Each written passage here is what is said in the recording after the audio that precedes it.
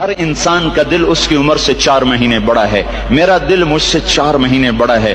آپ کا دل آپ سے 4 مہینے بڑا ہے. ہر آدمی کے دل کی عمر اس کی عمر سے 4 مہینے زیادہ ہے. میرے اندر جب روح پڑی اس وقت سے میری زندگی شروع ہوئی، پر میرا دل روح کے بغیر ہی دھڑکنا شروع کر دیتا ہے.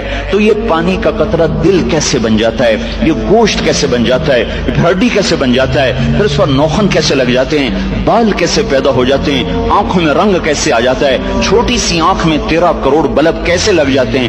دوسری آنکھ میں 13 کروڑ آئی ریسپٹر یہ کیسے لگ جاتے ہیں؟ 26 کروڑ آئی ریسپٹر کے پیچھے 13 لاکھ کیبل ہیں جو بچھی ہوئی ہیں. 13 لاکھ کیبل جو 1.4 ملی میٹر سوراخ میں سے گزر رہی ہیں. 13 لاکھ تاروں کو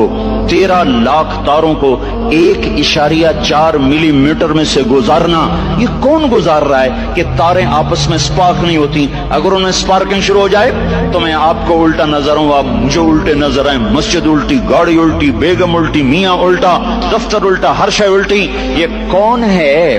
سائنس پریشان ہے. یہ کون سی طاقت ہے جو 1.4 ملی میٹر میں سے 13 لاکھ کیبل کو لے کے جا رہا ہے اور ان کو آپس میں جڑنے نہیں دیتا، ملنے نہیں دیتا، سپارکنگ نہیں پیدا ہونے دیتا؟ یہ گوشت کا، یہ پانی کا نطفہ، یہ زبان سے بولنے کیسے لگ جاتا ہے؟ یہ کانوں سے سننے کیسے لگ جاتا ہے؟ اس کے اندر جذبات کا سمندر کہاں سے آ جاتا ہے؟ یہ احساسات کا بادشاہ کیسے بن جاتا ہے؟ یہ جذبات کی دنیا کیسے بساتا ہے؟ اس پر علوم کا فیضان کیسے ہوتا ہے؟ یہ عجیب و غریب علوم تک کیسے پہنچتا ہے؟ دماغ تو ریشے ہیں، ریشے پانی میں ایسے پھنسے ہوئے، اور تاریں ہی تاریں. اس میں سوچ کیسے، اس میں جذبہ کیسا، اس میں نفرت کیسی، اس میں محبت کیسی، اس میں انتقام کیسا، علم کیسا، اس میں روشنی کیسی، اس میں جذبات کیسے، اس میں احساسات کیسے. یہ ایسے ایک کبھی مغز نہیں کھایا؟ مغز تو کھایا ہی ہوگا نا. ویسے لوگوں کا مغز کھاتے ہو، کبھی بکرے کا مغز کھایا ہوگا. تو وہ کیا ہوتا ہے؟ بکرے کا مغز آگے پڑا ہوا ہے، مغز پڑا، تو دیکھو یہ کیا چیز ہے؟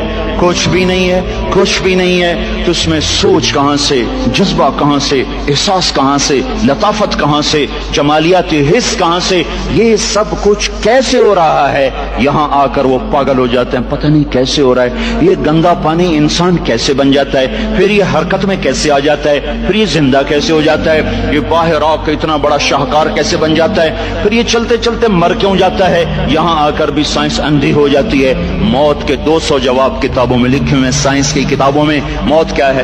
موت کیا ہے؟ یہ 200 جواب، اور ایک بھی صحیح نہیں. قرآن نے ایک جواب دیا اور 100% صحیح دیا.